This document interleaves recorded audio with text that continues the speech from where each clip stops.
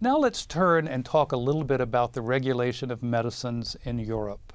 I think you'll see as we go through this that many of the themes that we talked about at the beginning indeed are themes that you see playing out in Europe just as they played out here in the United States. Now, I'm going to be talking primarily about the European oversight of drugs from a continental European perspective, because that is the way that most new drugs in Europe now are overseen. Obviously, Europe and the European Union is made up of a number of member states, each of which has its own counterpart to the US FDA. They go by different names and different acronyms. But in the early 1960s, as the European Union was beginning to form and to figure out how indeed it was going to, as you remember, implement this free movement of goods that is part of the European Union Treaty, the question came up, what does that mean in terms of the free movement of medicines, if indeed each member state has its own counterpart agency to the FDA? In essence, it would be like here in the United States if each of our states had their own FDA, and if you wanted to sell a product that was manufactured in New York, but yet you wanted to sell it in California, what would that mean as far as who had to approve it, and did you have to get both approvals? And are these going to be the same? You can imagine how that would be quite complex and quite complicated, and would actually work against the idea of the free movements of goods. That's why in the US Constitution we have the Commerce Clause that specifically gives the federal government the authority to regulate merchandise that is shipped across state lines. And I think you see, beginning in Europe with the formation of the European Union, there was in 1965 the first European-wide pharmaceutical directive that basically began to try to align or to try to harmonize the regulations in Europe so that there would be much more consistency in the free movement of goods. And this first directive actually is the fundamental directive upon which most of the remaining directives in Europe have come. And this was one that required all products on the market in Europe to have a marketing authorization. This again was in response to the thalidomide tragedy that had happened several years earlier in Europe. And it was not at that point in time in any way doing away with national authorizations, but as I've said, it was the beginning of the process that has led to the current European-wide system of regulating medicines. Probably one of the biggest changes in the European system occurred in 1995, and we will discuss this in much greater detail in a subsequent module. But actually at that point in time, there were a lot of things happening in the European Union, particularly the addition of 15 new member states and the creation in the world of medicines regulation of what is now known as the European Medicines Agency. Now, this is, as you will see later on, this is not an agency with the broad remit of the FDA, but it is an agency that is at the center of overseeing how medicines are regulated, particularly new medicines are regulated within the European Union. There have been many further refinements since 1995, but this was really the beginning of what has become known as the network. Because as opposed to the FDA, which is a unified system where all of the elements are incorporated within the structure of the FDA, the European system is much more of a network of all of the medicines regulatory agencies in the EU member states that are coordinated in certain activities that are European-wide activities, and they are coordinated by the European Medicines Agency. as we will be talking about more and more in a subsequent model, you have in Europe a situation where they have instituted a centralized procedure where certain products have to go through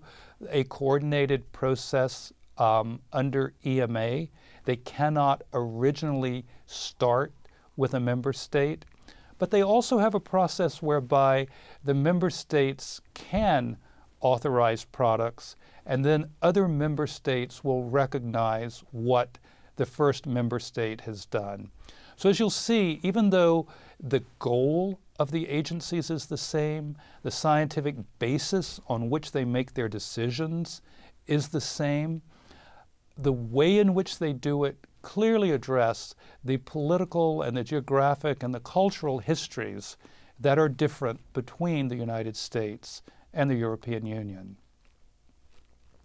In 2005,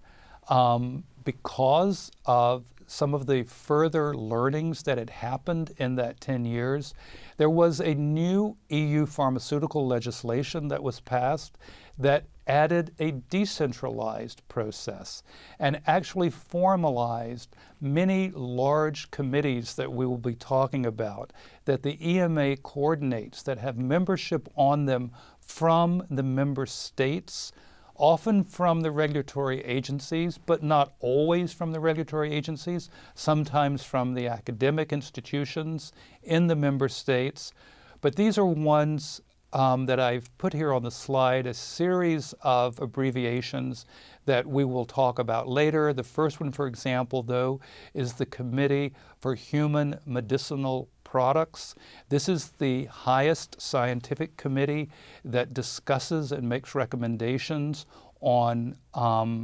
the authorization or not for human medical products. There is a committee for orphan medical products called the COMP. The CVMP is the Committee for Veterinary Medical Products. And there are others that deal with pediatrics, that deal with herbal medicines, that deal with new kinds of therapies. All of these are committees to bring in the best thought leaders in science and regulation and medicine in Europe to help with the decision making on whether a product is going to be recommended for authorization within the European Union. Now, in the European system, they also use terms, and the English language version of these terms often is the same as what we use in the US, but they don't always have the same meaning. So I wanted to just give you a little bit of a background on the ways and the various tools that the European Union and the EMA have for regulating products within the European Union. The first thing you have to recognize is that in the European Union, as opposed to the United States, where we have a Congress who makes our laws, an executive branch that executes the laws that Congress has passed, and a judicial branch that rules on the constitutionality of both the law itself and the way in which the executive branch is implementing the law. In Europe, there is what is known as the European Parliament, the European Commission, and the European Council. Now, in the European system, laws that are passed by the European Parliament actually have to be drafted in the European Commission. The Parliament itself cannot draft a law like the US Congress can. It's the European Commission, which is more or less the executive part, the implementing part of the European system of government, that actually also does the drafting or the first drafting of legislation that then the Parliament takes and discusses and can modify as it sees fit. The Council is also an element that represents the governments of the day within the member states to make sure that whatever is happening at a European level also is going to be something that the various member states themselves are willing to allow to happen and think is in their best interests as member states. Now, the implementing instruments that come out of this Commission, Parliament, Council oversight, first are regulations. The regulations, as in the United States, are binding, but regulations there are binding on the member states. That means that when the Parliament, the Commission, and the Council end up promulgating a regulation, the member states have to implement it exactly as it is written. Directives, on the other hand, are binding on the member states, but the member states are allowed to put it into local law and are allowed to interpret it in ways that they think are appropriate for their local situation. Now, regulations and directives together can be thought of as the laws of the European Union, but they are laws that really tell the member states what needs to be in their local law, because at the end of the day, most of these laws have to be enforced at the member state level.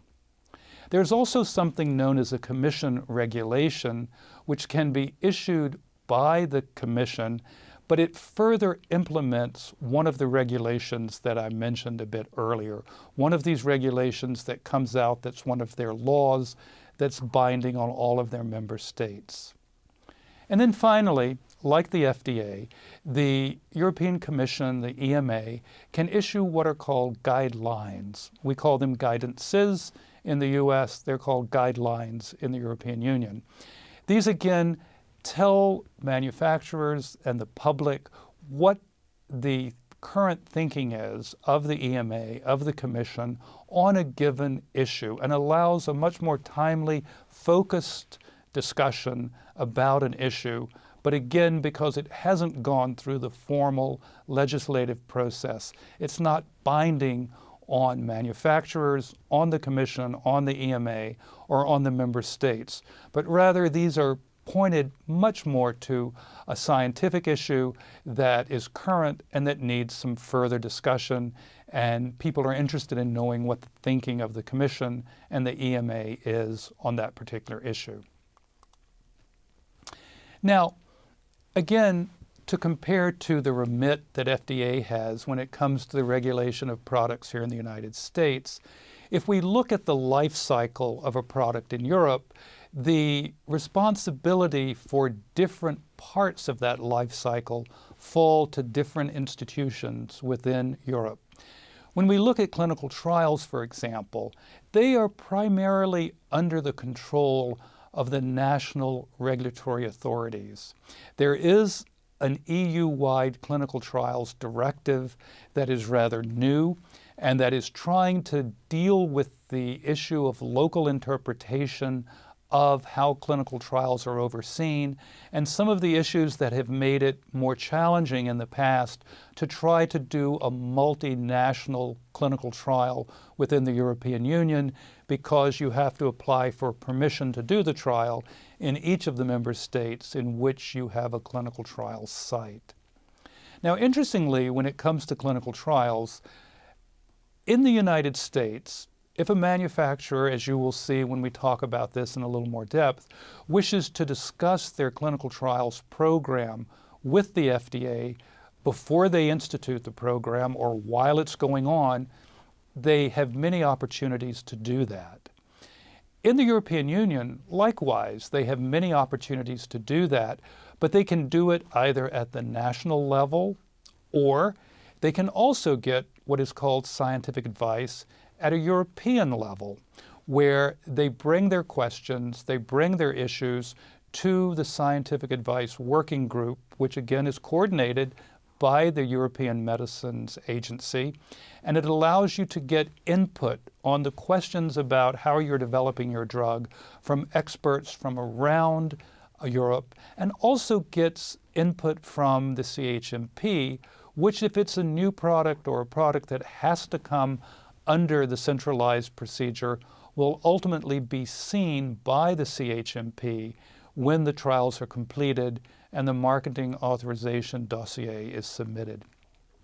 Now, as I've mentioned previously, once the clinical trials are done and the dossier is ready to be submitted, marketing authorization can be done through a centralized process, a mutual recognition process, a decentralized procedure, or at the national level in Europe, depending on what kind of product it is,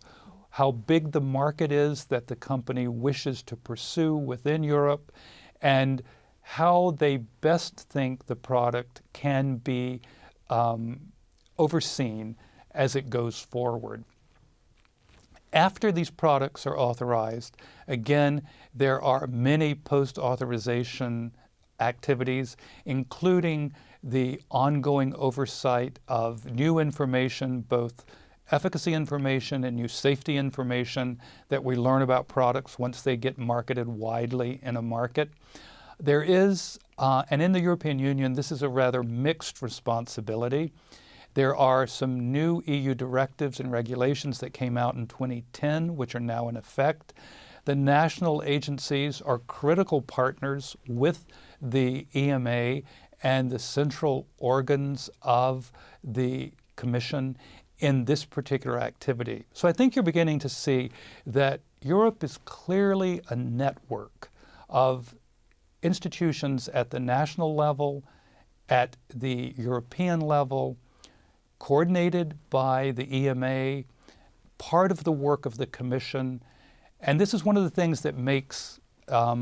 oversight of drugs in Europe quite complex, but also brings a tremendous amount of scientific expertise to the decision making that goes into the decisions that are made in Europe.